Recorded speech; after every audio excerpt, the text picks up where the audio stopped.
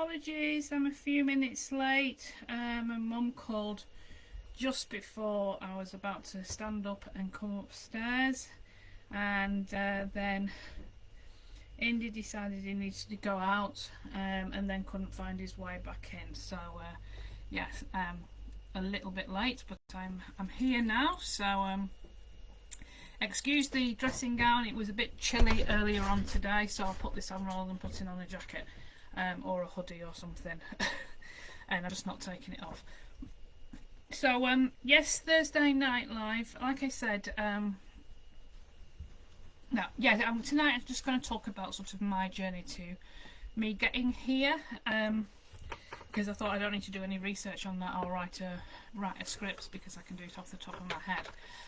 So if you watch live, say hello. If you watch on replay, do let me know you've watched it. Do a hashtag replay, or say I'm watching it, or just say hi. It will be really nice to get some feedback. So I don't know what I've done there. Right. So yes, my journey. So I have done this sort of briefly when I've been doing sort of the workshops and the masterclasses. I do sort of, and if you've been to any of my sort of in-person talks, I do a little bit of my background. So I'm going to cover that and probably go off-piste and sort of get to the point where and why sort of I'm here now talking to you. So, because menopause coaching, funnily enough, was not something I wanted to do when I was growing up. So yeah, I mean, as a child, I went through wanting to breed hamsters and have a pet shop when I had hamsters. Then I wanted to follow my dad into the merchant navy and work on the tankers. And then I wanted to be a nanny, and then I ended up wanting to be a nurse, because I think I chose that because I really didn't know what else to do. And my mum had been a nurse and a midwife, and my dad's sister was a nurse and a midwife, and there was lots of nurses in the family. So I think it's just, everyone seems to be a nurse in our family, I'll just do that. And at the time at school, when we had careers evenings, it was you spoke to the careers people, and I remember them saying to me, what do you want to be? And I just said, I want to be a nurse. And they went, all right, okay. So there was no, have you thought about doing anything else? So once I settled on that, that sort of stayed sort of in my track, and I left sixth form early to start my training. So I was started my training in '86. I was hospital trained, so it was the days when there was the majority of the staff on the wards were student nurses, and had stripes on our hats. And we had a lot of responsibility, and night shifts we would be given, we would be in charge of wards, and you'd have a sister over several wards, but you'd sort of be in charge of the running of the ward for the full sort of night shift. So we had a lot of responsibility as students, and sort of because you were part of the numbers in on the ward. I don't think it's like that now. There's definitely not the number of student nurses on the wards like there were when I was definitely training, and I don't think they have the responsibility that we did. So yes, hospital trained, did final exams, and before I started, I wanted to be a children's nurse or psychiatry, and I was looking at doing that after the general training. And then sort of going through my training, I did psych allocation and didn't like it, so I decided against that. And then when I got to children's, the children's nursing where I trained basically was a lot of day case work for adenoids and tonsils overnight, and a little bit of medical inpatients. So on the baby side, a lot of bronchiolitis. But other than that, there wasn't really any other complex children's cases. Went to the children's hospitals in Manchester and Liverpool. So I decided not to do that, and we had to do you used to do a few weeks in school, and then you'd go onto your allocation. And during the last year we did sort of the critical care, so we did the A&E, theatre, intensive care cardiac care. They was telling us about theatre when we were in school, and it just scared the bejesus out of me. I thought, I don't want to do that, I don't want to go to theatre. And they were talking about being in orthopaedic theatre and the instruments they use and what they do, and I was absolutely petrified. I just didn't want to do it. And then when we were on A&E, we got our theatre allocation, and I was allocated to the orthopaedic trauma theatre, and I was absolutely petrified. I didn't want to do it. I was looking at it for every reason to get out of it. And we had a visit into theatre for the morning. I think it was for the morning, just to watch some surgery, and I absolutely adored it. I found it so fascinating.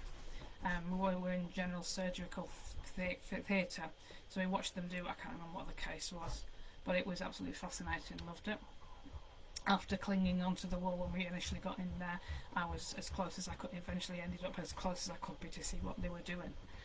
So I went for my theatre allocation, or the trauma theatre. So that, what they did in trauma was we fixed fractures, so broken hips, ankles, arms, a little bit of paediatric surgery, so for club foot or curled up toes or whatever. And I absolutely adored it. It's the only place I really enjoyed. And I ended up leaving, and I just wanted to work in theatre. I couldn't wait to finish my third year to get back into theatre. So I phoned up the nurse manager for theatres and said, I want to work in theatre. I want to do trauma. So she was really good. She basically saved me a job, unofficially, officially, because when we finished our training, there was only 3 permanent jobs. There were a lot of temporary part-time jobs, but only 3 permanent jobs, and they were all for theatres, and they were all for people that had wanted those jobs. So I was really lucky, and this was late '89. So yeah, so it wasn't guaranteed that you were going to get a job at the end of your training. It was always assumed that you would, but when we came to it, it wasn't guaranteed. So I did 12 years there, doing orthopaedics, and then at weekends we had to do a weekend rota doing emergencies, and that was basically working on anything that came through the door, other than cardiac, so appendix, bowel obstructions, ectopic pregnancies, anything you can think of, foreign bodies in orifices, cuts and bruises and multiple injuries. So we did that, and then part through,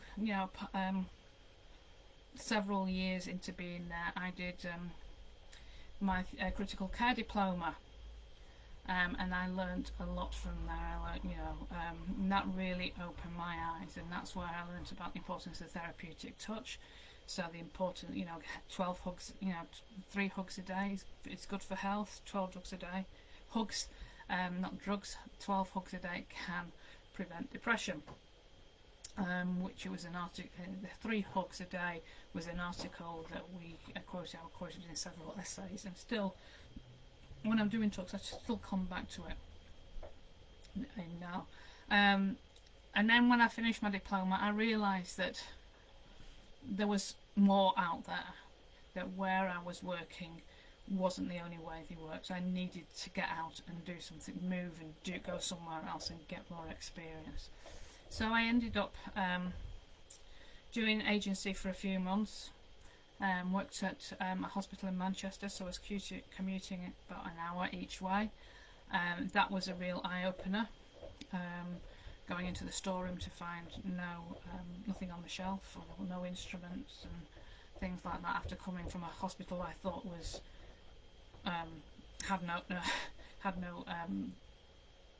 was short of stuff. I had my eyes really opened when I did that. So I did that for a few months, and then I went to New Zealand for 18 months.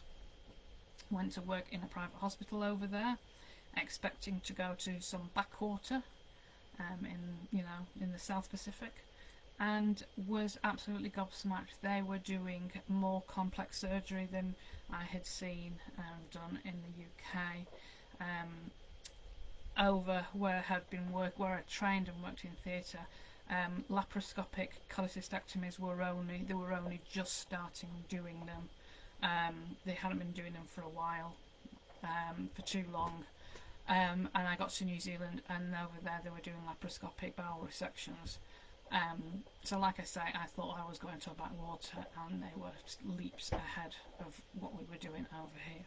And I loved it, and it gave me a new lease on life and enjoying the job.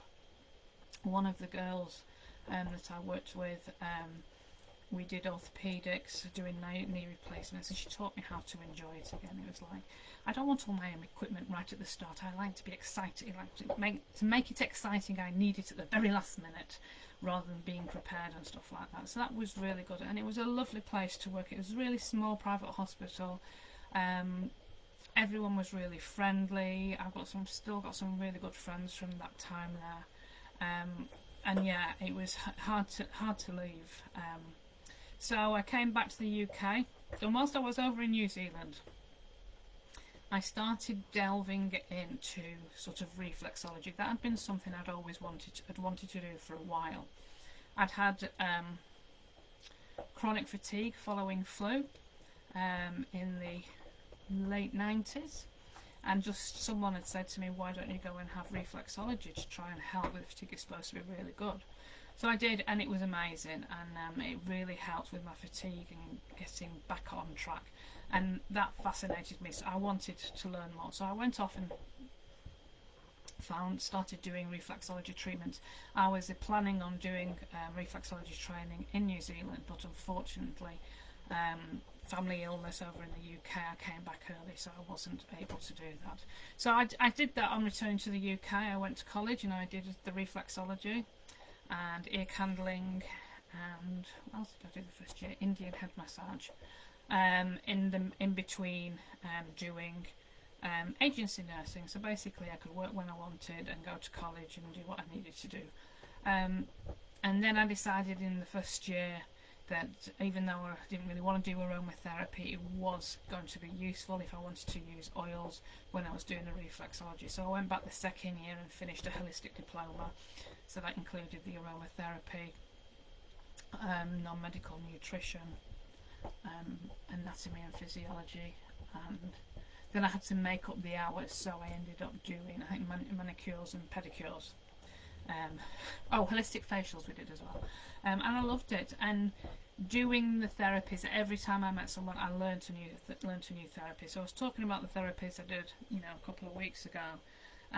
So I dabbled a little bit into crystals, did Reiki, went and did some weird and wonderful massages, Tibetan head and foot massage, Korean hand massage, metamorphic technique. I did all sorts. Every time I went on a course, I met someone else who was doing something different that sounded good, so I went and did that. So I collected certificates for quite a while. And then I started working, doing some voluntary at the hospice. So doing treatments on day case patients, inpatients, and relatives. And that was really good, but I felt at college they tell you, don't do, if you're dealing with cancer patients, you can't do this and you can't do that. So I thought I needed to learn more. So I went to Christie Hospital in Manchester, because their complementary therapy department used to run courses. So I went over there and did a whole load of courses over there, and ended up doing a clinical diploma of cancer care and a complementary therapy. So I did a whole raft of different types of massage and treatments and things like that to use with sort of cancer patients, which was absolutely fascinating. And then my plan was to do clinical reflexology via them as well, so it was looking at more sort of deeper into reflexology. I also went back and did a foundation degree, and that was in complementary therapy and professional practice. So I went and did advanced reflexology, advanced aromatherapy, plus we did psychology and business and all stuff like that. And it was just after I started that I'd been ping-ponging in my head whether I wanted to stay in the UK or go back to New Zealand, and I sort of thought, well, I could do 6 months and 6 months, but I thought that's not going to be practical, I can't really do that. So I decided I wanted to go back. I wanted to sort of move over there and emigrate, but I just started the diploma, so I had to finish the 2-year diploma, and used to go back on holiday on a regular basis, and then I emigrated in 2008, end of October 2008. Moved back to Christchurch. I had phoned my friend when I applied for a sort of residency. I phoned my friend up and said I need a job. She said, "All right, you can have one." And then when they gave me, yes, okay, you can apply for residency, I had to prove that I had a job offer, so I had to officially get a job offer. And I remember my friend, she was the theatre manager at the time, said, "What do you want to do when you come here?" And as a joke, I just said I want to do ophthalmics because they've got little trays and they're not heavy anymore, because I was still doing the orthopaedics. And they, their trays are really heavy because we took looking joint replacements. It's a heavy type of surgery. You're lifting patients, you're lifting limbs, you're turning patients over, putting them in different positions. So it is really hard work. So I just said as a joke, I want to do ophthalmics.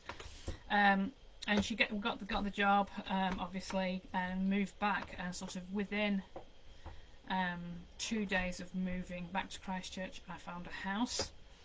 I went and looked at it and loved it. I went and looked at another 5 over the weekend, because over there they do open homes at a weekend. So I went around about 5 houses.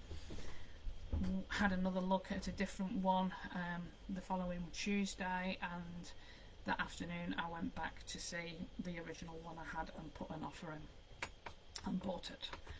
So I had the house within a couple of weeks, which is really unusual over here compared to the UK. Over there it's a 10-day basically 10 working day turnaround to buy a house. I think we're lucky if it's 3 months over here. So got my house and absolutely loved it. It was a bungalow, looked out the front windows, looked out over fields across the road. There was no footpath, there was no street lighting. It was sort of semi-rural, about 10-15 minutes out of the city. Massive garden, and I just loved it. So I spent the time sort of painting it, redecorating the rooms that needed doing and settling in. And then something happened and I decided I wanted to get a dog. So I started looking, and I always wanted a gold cocker spaniel. Started looking sort of on the local sort of eBay. It was called Trade Me over there. And I found some gold cocker spaniel puppies, but they were up in Nelson, which was like a 4 or 5 hour drive. So if you had to go to see the puppies, it was a long drive. And then once you picked it up, what they would do was they would fly the puppy down to Christchurch. And I thought, a little puppy, that's not fair to fly them. So I decided not to do that. So I carried on looking, and then this litter popped up with these little black and white puppies. So I phoned them up. Their tails weren't docked, which I was really pleased about. Contacted them and said, can I come and look at the puppies? He said, well, you've got people coming this weekend, can't guarantee we'll have any left. I thought, that's fine, if there's none left, there's none left. So I went down a week later, 3-hour drive. And was after a little boy, so I had a choice of, I think there was 3 or 4 boys, and that's when I met Indy, and he was absolutely gorgeous. He had this great big white stripe up his nose, over his head. His back legs were white. He had a white tip on his tail. I think his chest was white as well, and he was like a little mole. So when I picked him, I called him Indiana Jones, because he was a little explorer. He was sort of like a little mole in the blankets. So so I went to see him when he was 4 weeks old, and he was absolutely gorgeous then. And I remember putting him. They lived on a lifestyle section, and they had the dogs in like stable. I think it must have been probably a stable. Put the pups in there with Mum, and I remember putting him back in with his brothers and sisters before I went home, and he stood at the back, whereas all the others were jumping at the front, and he stood at the back and he looked at me as to say, please don't leave me. And it's just that special connection I've had with him ever since. So we came home when he was 8 weeks old, and he was absolutely delightful. He's been so placid. He's he's been such good company. He was beautiful, and then I decided I wanted another one. So I was out on the lookout for a gold one, and then I saw Willow's litter come up, and went to see her when she was 4 weeks old, and decided to get her. So we got her just after the new year in 2010. So she was 6 weeks old when she came home, which is young, but I wanted to make sure I was home because over there the hospital shut over Christmas. So I wanted to make sure I was there for a while until she settled in to get used to being with us. So she came home. She was a challenge. I was on the verge of giving her away because she was very, very dominant. Indy was so placid, and I was just worried they weren't going to get on. So, but we did. We got through it, and she was absolutely adorable. She was a real character. And then in the September of that year, we had the Christchurch earthquakes. So that was a real experience. The house got a little bit of damage, had a lot of liquefaction in the land, and I think everyone, when we went through the quakes, I think most people had a breakdown on one, or that went to pieces on one or the other. I went to pieces in the September one. I wasn't too bad, and then we had although when you hear on the news that somewhere's had an earthquake, they just don't have one. They have the main one, and then you're looking at aftershocks that will go on for weeks and months and years. Obviously over time they lessen. The length of time between them lengthens, the intensity usually lessens, and I think by the time we left in 2017, I think we'd had well over 10,000. We didn't feel all of them because you get immune to after a while you get immune to the threes, but when you have like the fives come back, that's when the adrenaline really kicks in and your stomach goes and think, oh crap, here we go again. So we had those, and I think we supported each other through those quakes, me and the three of us. So we, when I looked at coming back to the UK, I was umming and ahhing about booking flights, and I didn't know when to do it, and was messing around. And I eventually chose a date, went to the travel agent, booked the flight on the Friday, and on Sunday was the Kaikoura quake, which was another big one, and it was like, oh my god, I'm so glad I did that. And I remember saying to people at work, if I hadn't have booked the flight then I'd have booked it that next morning, because I wasn't going to stay there, and I didn't want to go through it again. I couldn't cope with it, because you do get a PTSD, the fear of going. I wouldn't go into cinema. I didn't like going to cinema. I didn't like parking on rooftops. I didn't like parking underneath buildings. I didn't like going to the big shopping malls in case I had to get out. It really did affect where I went. I did lose a lot of my confidence, and coming back to the UK I was able to gain that all back, because there isn't the risk that the place is going to shake you and break everything. So we came back to the UK 2017. I came via Singapore. Indy and Willow came via Dubai. They arrived in Manchester just after lunch, and I picked them up half an hour after they landed in the country, which was fantastic. They both settled down into the UK, pick them up, you'd think you'd have, I've been to the shop, you couldn't tell that they'd flown 36 hours and travelled, 14,000 miles. It was amazing. So we went to stay at my mum and dad's for a couple of weeks. I came down to my sister down in Worcestershire, had a look at 2 houses, put an offer in the second house where we're living now, the same day, which got accepted. So then we moved down after a couple of weeks and just basically waited for the house sale to get through, and it took ages. It just drove me mad. I couldn't understand why it took so long, but it did. And eventually all my stuff from New Zealand arrived from the container. I think that arrived about 3-4 months later, and then once all that arrived, we moved in. And I was looking for jobs because when I came back, I didn't want to do the nursing anymore.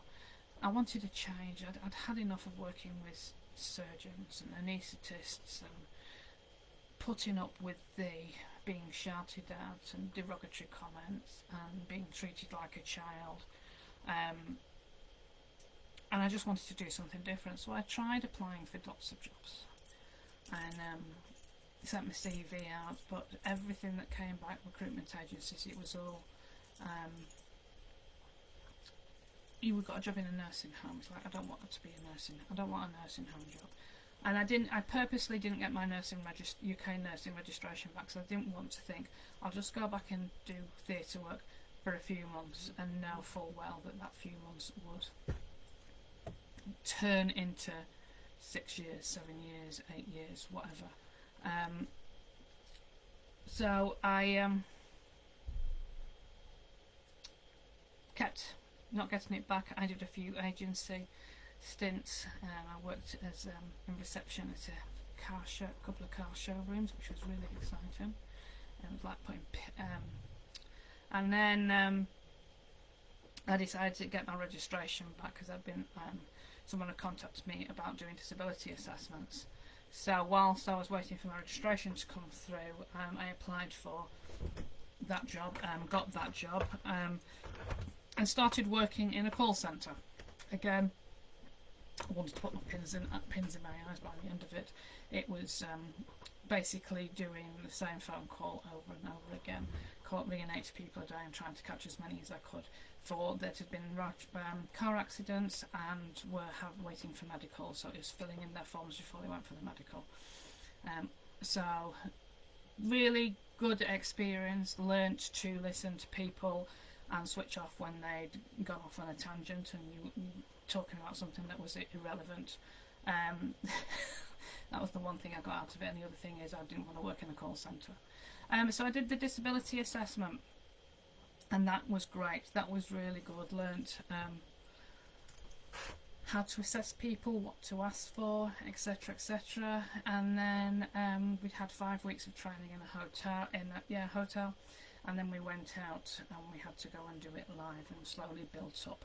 But I really struggled with it. You had to get to pass the probation. You had to, I think it was 5, is it A star or A reports, but consecutive. You couldn't get one and then have two lower scoring ones and then another one. They had to be consecutive, and I think the most I got was 3 or 4. Even they extended my probation, sent me on training.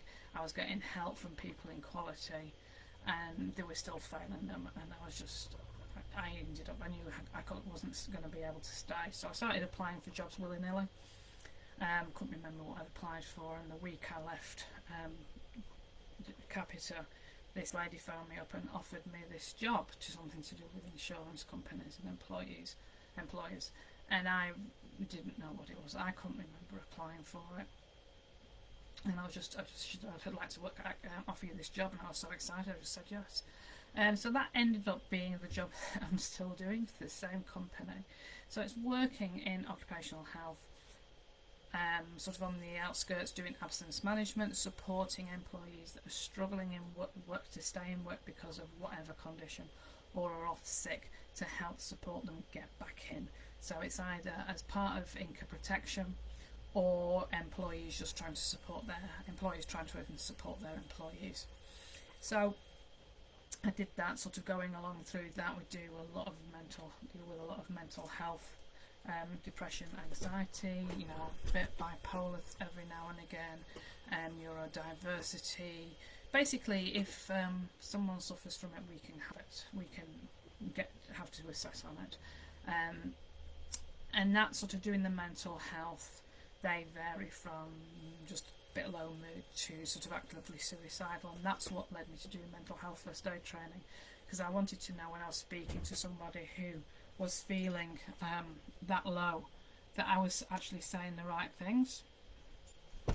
I didn't, want to say the wrong things to them. So I went ahead and did mental health first aid training, and that's an absolute. If you haven't done it, it's an absolutely amazing course.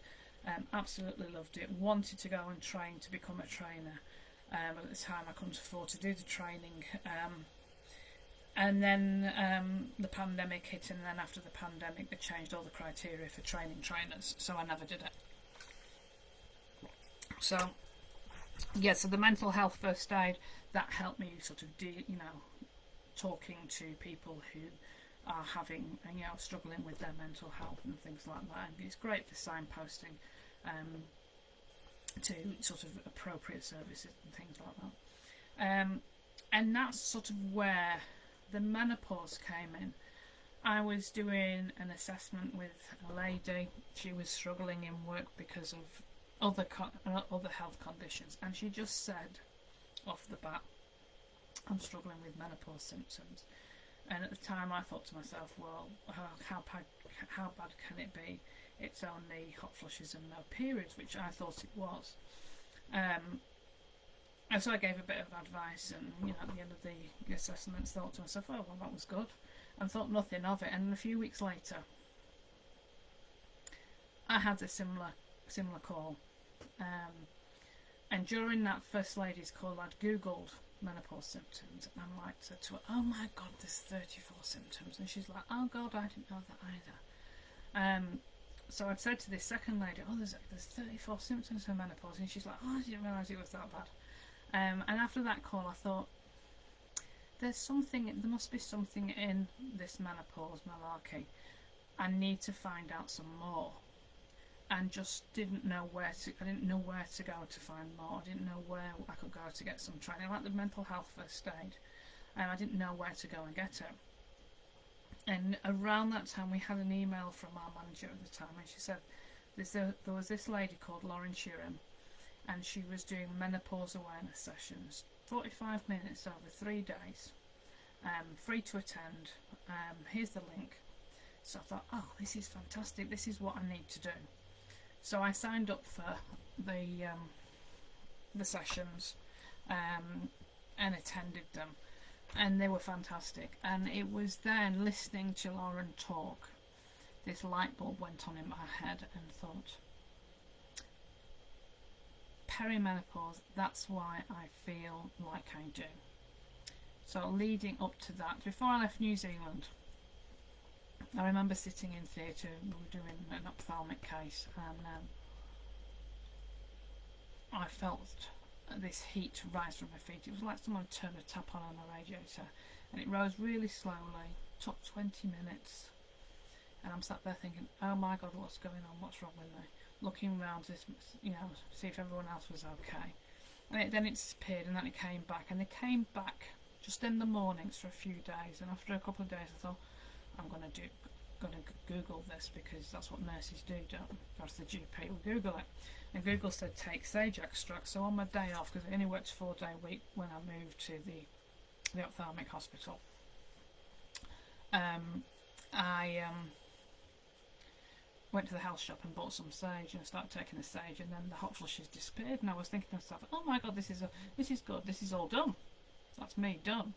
And then my period stopped 1 month. I didn't have them 1 month. I thought, this is fantastic, it's over and done with, I don't know what all this malarkey is about. And I remember the manager at the time saying that she went on HRT because it was the best thing she ever did, and I was like, oh, I took sage and I'm fine now. And I thought I was over and done with. And then my periods came back with a vengeance, and I remember speaking to a GP, and she did say to me, are you still having periods? And I went, yes, unfortunately. She said, oh well. And she laughed, I laughed, she laughed, and she went on to the next topic. And there was no discussion that you're getting to an age where you may notice A, B, C and D, or anything. So I never told her that they'd been coming more regularly and being really heavy, or more heavier than they were normally, because she never asked. And I thought, well, what's the point of saying anything, because they're not going to do anything. So I just put up with it. and then came back to the UK, moved down to Worcestershire, sort of a rural sort of farming community area, lots of fields around, hop were in the cider growing country, and started, for about 3 months I was complaining, I felt like I was coming down with a cold, pain at the back of my eyes, tired, just something waiting for it to come out. And after a while my brother-in-law said, "You've got hay fever." And I was like, "Oh, why the hell have I got hay fever? I've never had hay fever before in my life. It must be living in the middle of nowhere." So I tried to manage that. I bought some stuff from Tesco, and then over the next couple of years, frozen shoulders, joint pain, and then anxiety, mild anxiety, depression, loss of confidence, making mistakes at work, thinking about leaving the job.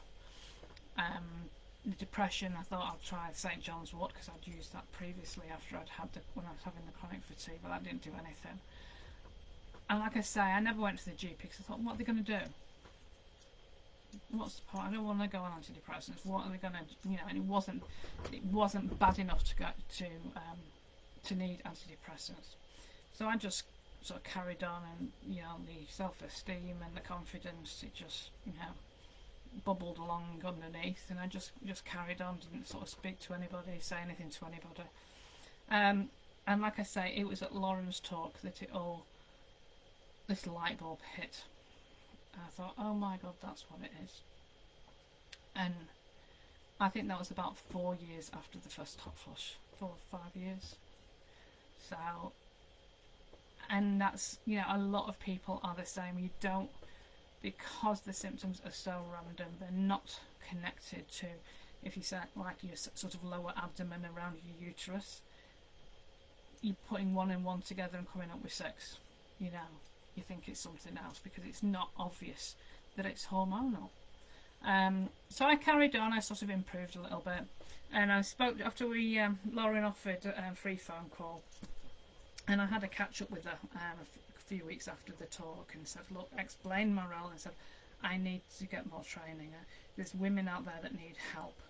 Where do I go?" So she advised me a couple of places. So she said, "I'm going to start doing some training champions. Would you be interested?" I'm like, "Yes. Let me do. Yeah. I want to do that. Let me know as soon as you're doing it. I'll do that." So I was on the first cohort of her champion training, and that was great. Learned a load, and did a few awareness talks on behalf of the company I was working for. Sort of bringing menopause into, helped one of the companies set up the menopause socials. I think they're still doing, check their policy and stuff like that. So I did all that, and then she came to me and said, "Julie, I'm just thinking about doing menopause coach training. Are you interested?" And I'm like, "Yes, yeah, definitely interested. Sign me up for it. Can't wait to start." And I didn't know what a menopause coach was. I just wanted to help. I just wanted to help these women, because I was getting more and more referrals coming through because of menopause symptoms. So I think I was doing the majority of them. So I just wanted to learn more to help these women.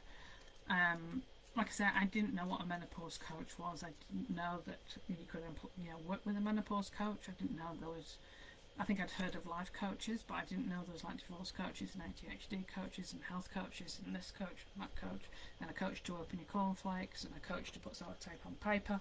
I just wanted to learn more. So we signed up for Lauren's thing. She did some basics about menopause and things like that, and then she taught us her signature plan. Now Lauren I think she's in her late 30s or early 40s. She was working in finance quite high up in London. Suddenly was walking into meetings and couldn't remember anything. Really bad symptoms, thought she was getting dementia, packed in her job, and found she was in early menopause. Previous to working in finance, she'd worked as a personal trainer, she'd been an athlete, and she'd done a lot around nutrition and stuff like that. So she put together a 7-week plan called the menopause plan.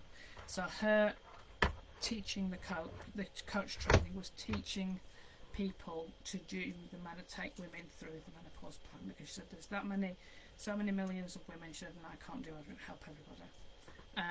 So she taught us the plan. So we went through the plan, the 7-week plan, and we went through it ourselves. So week 1's mindset, hydration, goal setting. Week 2 is routine, morning, evening routine. Week 3 is talking about a reset with your diet, and then encouraging you to do this 7 days where you remove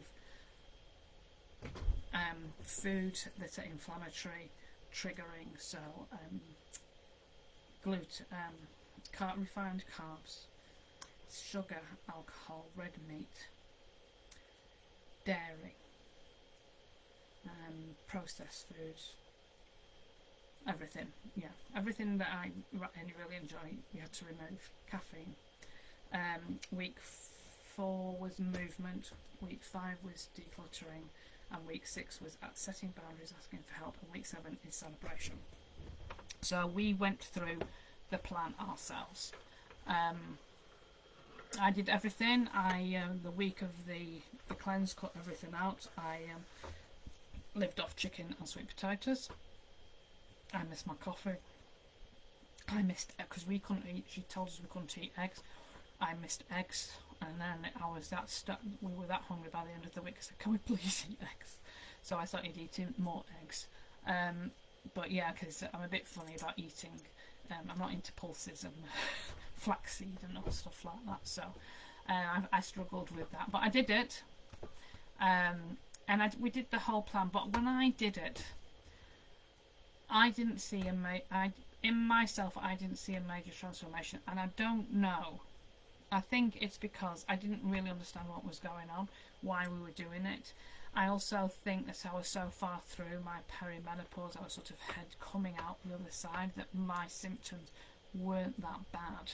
So when we reintroduce, when you do the sort of the reset and you take all the foods out, you were supposed to introduce everything slowly and see if they affected you, and nothing affected me. Nothing made me feel any worse or anything like that.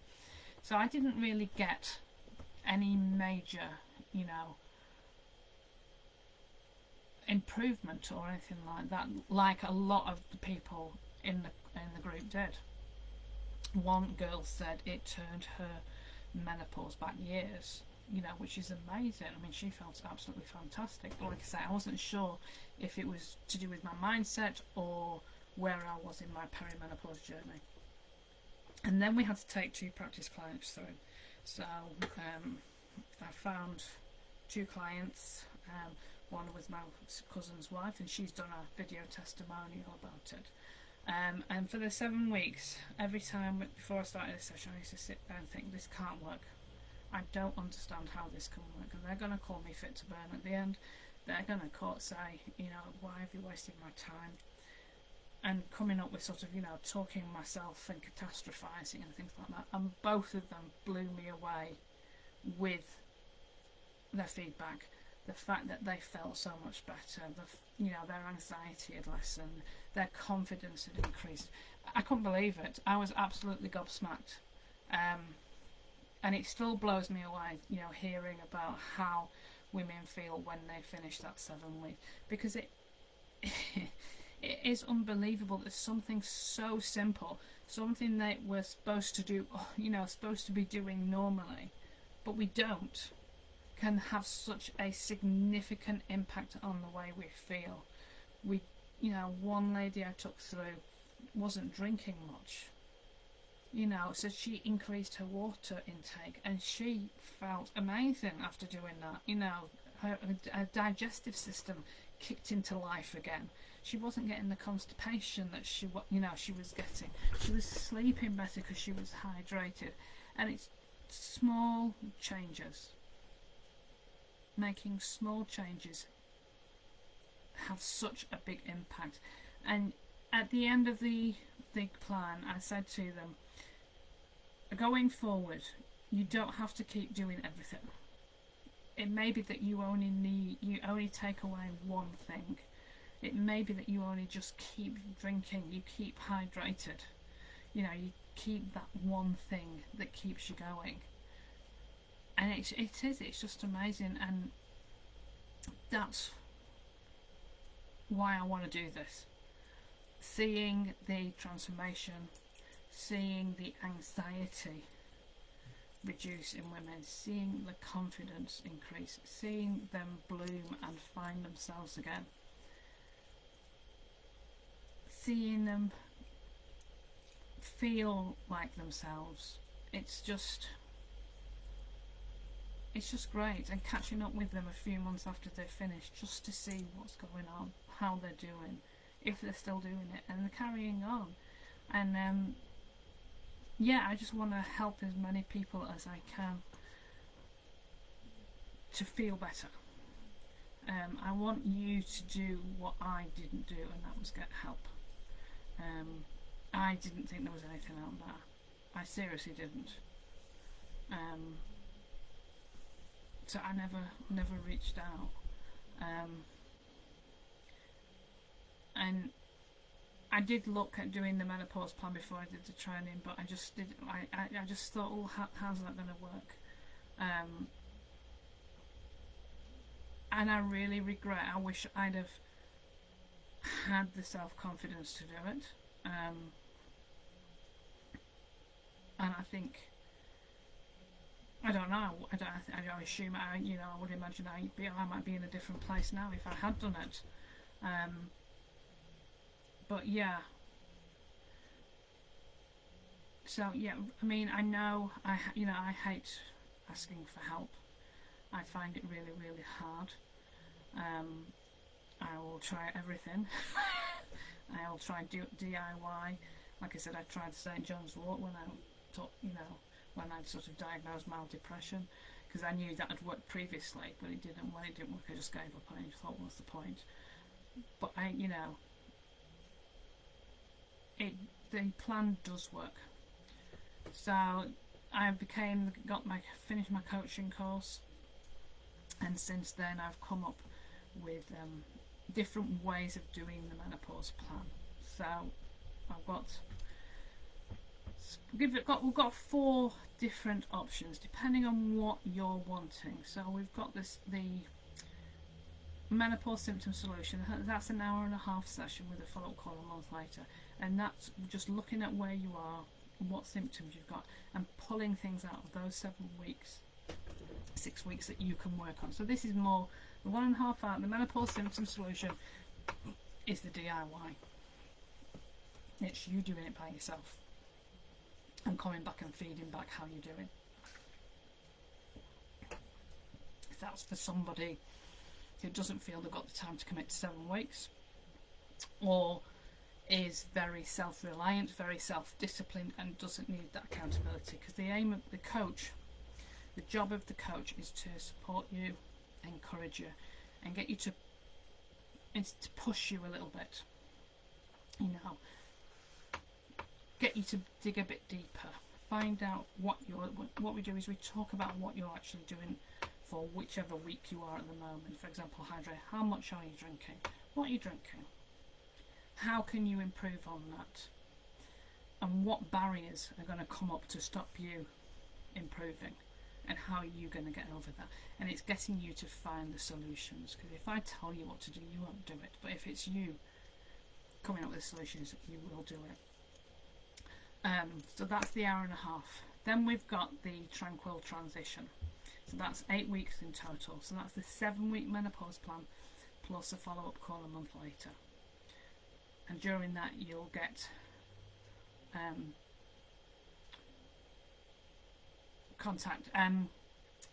ongoing support between sessions. So it's 1 hour a week for 7 weeks, and then a follow-up a month later, and then you've got that ongoing support if you need it during that 8 week time. Then we've got I've got the tranquil transition, doing it fortnightly sessions, so that's over 15 weeks. Again, you still have that ongoing support during the whole period. So if you feel making a change every week is too much for you, there's the 2 week doing it fortnightly option as well. And then we've got the 6-month Thriving Through Menopause program. So that is starting off with the call to see where you are. We'll look at your resilience assessment, we'll look at your symptoms, we'll look at where you want to go, and then you do the 7-week menopause plan. I think over the 15 weeks, you'll get a sleep assessment, which is an hour, and you will get an hour session with my friend Sandra, the physio, who is pelvic. She'll tell me off for doing this. Pelvic floor interest. I think obstetric. She's a POG, a physio with obstetric and gynecological interest, I think. Sorry, Sandra, if I've said it wrong.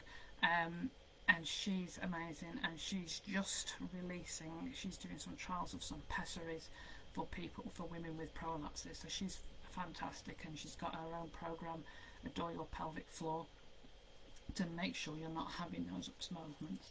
So those are the options you've got for working with me for going through the menopause plan.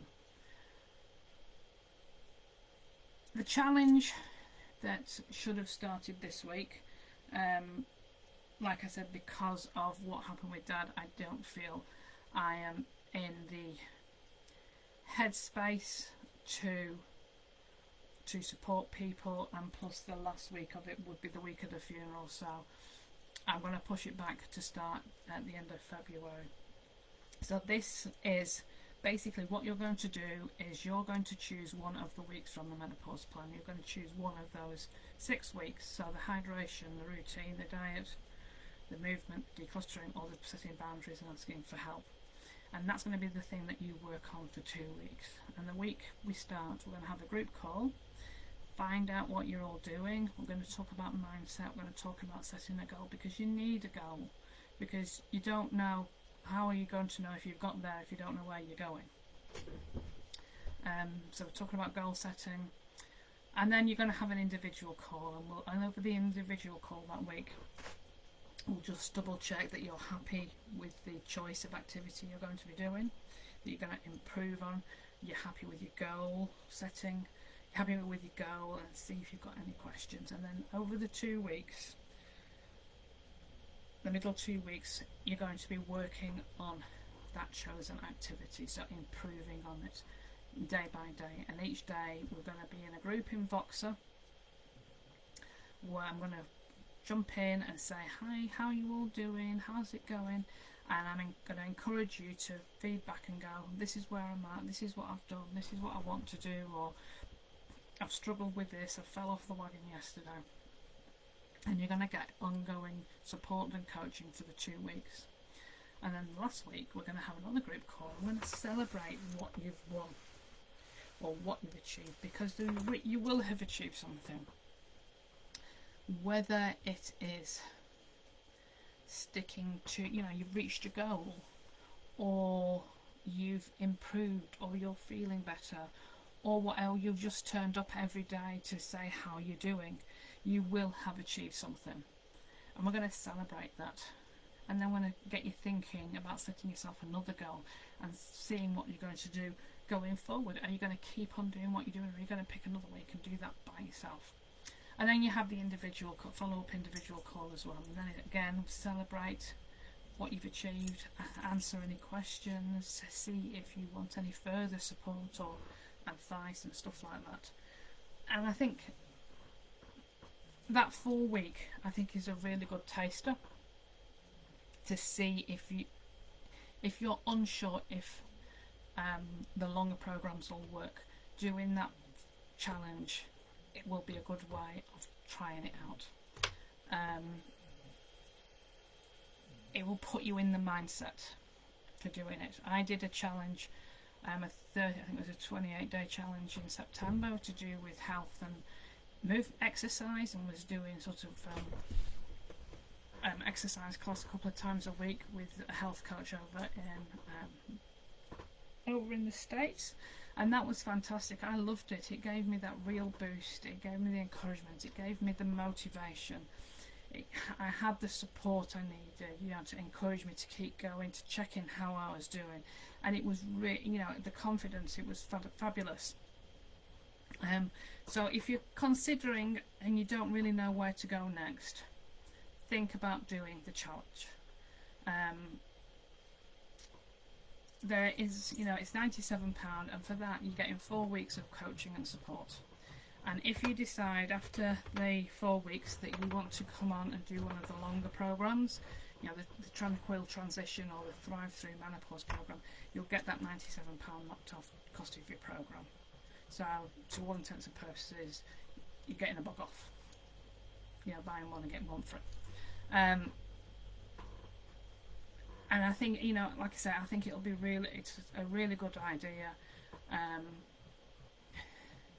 You're getting,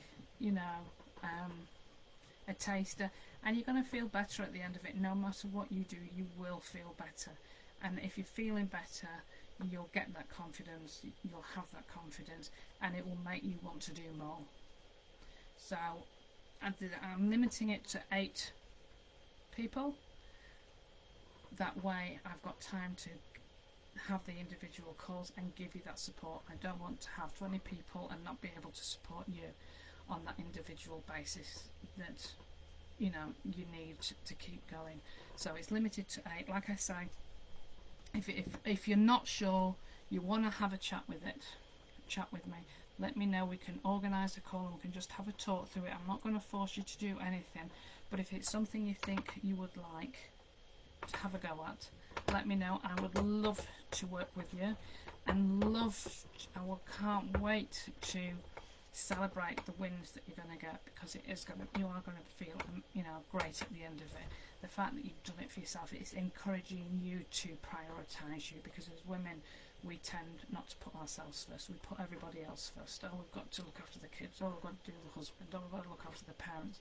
So it's really important, and this will help you start to prioritise you and put you first, and help you feel better and you feel like you matter. So the Menopause Relief Kickstart Challenge, I would love for you to join me. If you know a friend, bring a friend, and then you've got extra accountability. You've got someone else cheering you on as well, and you can compete. I've drunk more water than you today, type thing. So that is coming. I do have to change all the dates on everything. Like I said this morning, bit of a knockback yesterday with Indy. So I was hoping to get back on track earlier in the week, but that's gone by the by. So I'm hoping I can get my head around everything this weekend, update all the dates on everything, and I will definitely confirm the start date for the challenge over the weekend. I will have a strong talk to myself and do that. So like I say, I think it's going to be starting 24th of February.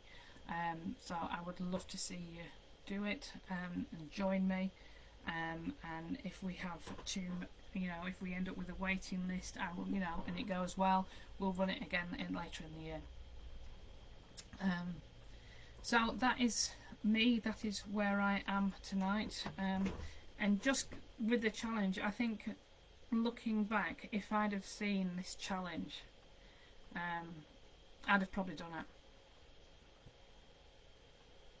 I think, because it's that taster, it's building that confidence, it's, you're getting to know the person that you're working with, you're getting to experience what the full experience would be.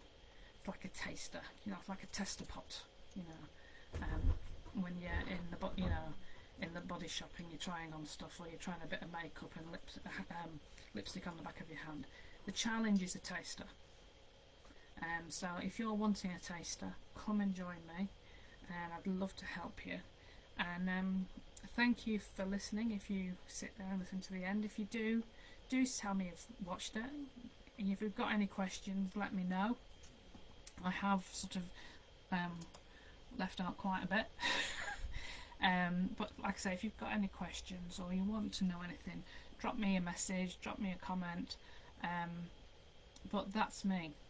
So I will sign off now, and I'm hoping over the next sort of week that I will sort of get back to normal posting and etc. It's just this past couple of weeks has just been a bit crap, a bit sort of shell shock. It's just sort of coming out, and then we've got the funeral on the 18th of February, so I might go AWOL for a few days around then, but I will hopefully be back ready to start the challenge on the Monday, raring to go and raring to help you kickstart your menopause relief. So have a fantastic evening. Like I say, do say hello if you watch. Let me know if you've got any questions, and if you've got any ideas for the lives coming up. I would really, really appreciate some feedback, what you want me to talk about. I keep saying this, I want to make sure I'm giving you the information you want, but you have to let me know what you want, because I can't read minds. Just as a reminder, I am menopause coach. I'm not trained in HRT. I do not prescribe HRT. I am not trained to prescribe HRT. I'm not trained in HRT. I have a very basic understanding of the very basics of HRT. I can tell you the different types, the different hormones, but much more than that, I can't do. For that, you need to go and speak to the pharmacist or a specialist, or a nurse who's been nurse prescriber who's been trained. Like I say, I'm a nurse, but I'm not trained. That's outside my scope of practice. So I can't advise on HRT prescriptions, and you need to speak to your prescriber, or if you can't get in to see your GP or your doctor, go and speak to the pharmacist, because they're the next best thing. They're the ones who know about drugs. But I can sort of point you in the direction of doctors if you want to know of a couple of private GPs I can recommend if you want to go down that route. But I personally can't help you on your prescription or dosage or anything like that. But I will happily signpost you to someone who can. I can help you with the lifestyle side of it, because, as I've said before, lifestyle is so important, whatever the condition is, whether it's menopause or blood pressure or diabetes. It's not just taking the medication, you have to do the lifestyle as well. It's hand in hand. And menopause, you don't have to have HRT. You may not be able to have HRT. You may choose not to have HRT. It doesn't matter if you have it or not. You still need the lifestyle factors as well. And that's where I come in. So if you're on HRT and you want your HRT, if you want your HRT, especially if you're doing topical, so you put it on your skin, you've got the patches or the gel or the cream, reducing your stress by looking after your lifestyle will improve the absorption of your HRT, so it's going to work better. That's the bit I do. I do the lifestyle, I don't do the medication. They can work hand in hand. It's not that if you're on HRT you can't do the plan. You can do the plan whether you're on HRT or not on HRT, whether you want to go on HRT or not. Like I say, lifestyle, medication, hand in hand, work together. Lifestyle, conditions, hand in hand, work together. Because managing our health and lifestyle will improve how you're feeling, no matter what the condition is. Right, okay, I have been on a lot longer than I expected, so if you stay to the end, congratulations, and I will see you soon. Take care.